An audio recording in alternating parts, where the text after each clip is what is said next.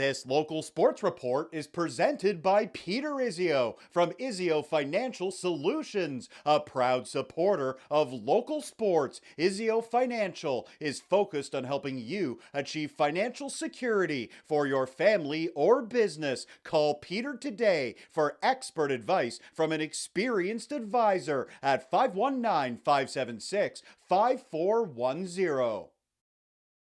This is Dan Waring, who has a big smile on his face because we're getting back to football. It's been a long time for everybody. Dan, you're feeling what right now as you strap on the pads and you get ready to get this thing going again? I'm feeling fired up, that's for sure. It's been a long time coming, and we missed a lot of time, and it's just so good to be back out here and seeing the same faces again, meeting some new people, and yeah, there's nothing like it. Every team's different, obviously, from year to year, and we haven't played in a couple of years. But what do you like about this group of guys? You've had a number of practices already. The chemistry is really high at this point because we've had some indoor practices during the winter in Guelph once we could. There's a lot of old faces, like guys who have lots of experience in the NFC. Lots of former All-Stars as the ball comes and almost hits us. Luckily, it did not. Nice catch by the receiver. Yeah.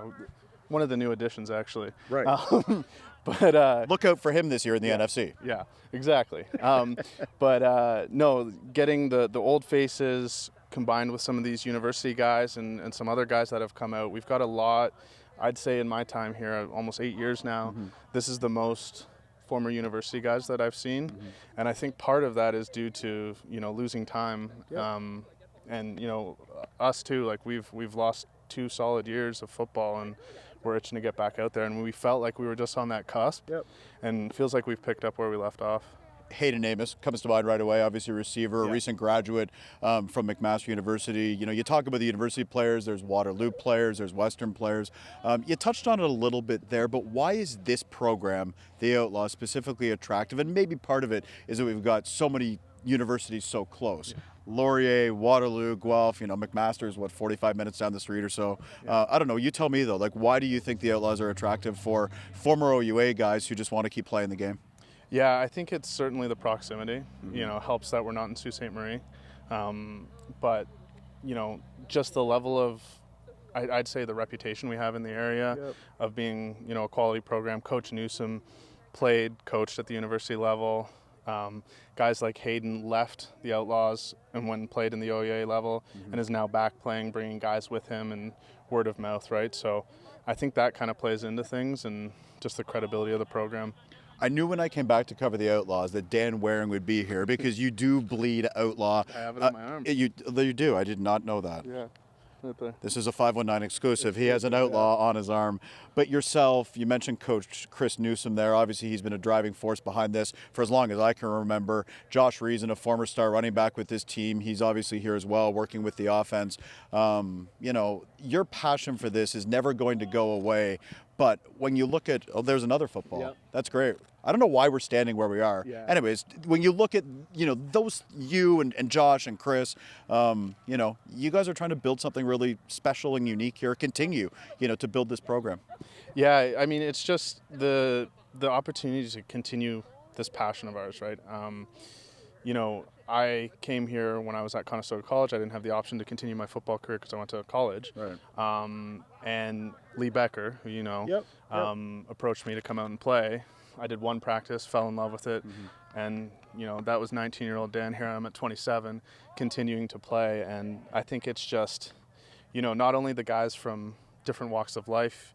You have compliance analysts to electricians to sales guys like myself, and it's just the group of people you meet is so much more than just playing the game, right? And the bonds that you create. 2 of my groomsmen in my wedding coming up are on this team, and I met through this team. Right. Yeah.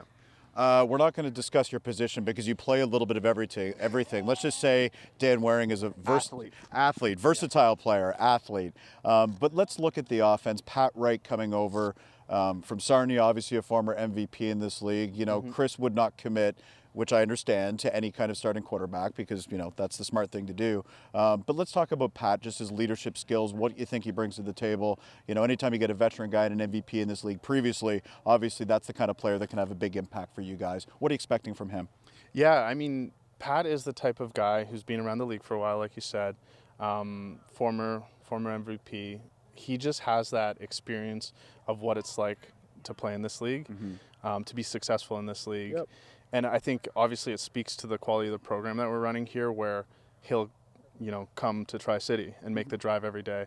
So I'm looking forward. I know the quarterback competition right now is insane. I don't think we've seen this level of quarterback play across the board between the three guys that we have since as long as I've been here.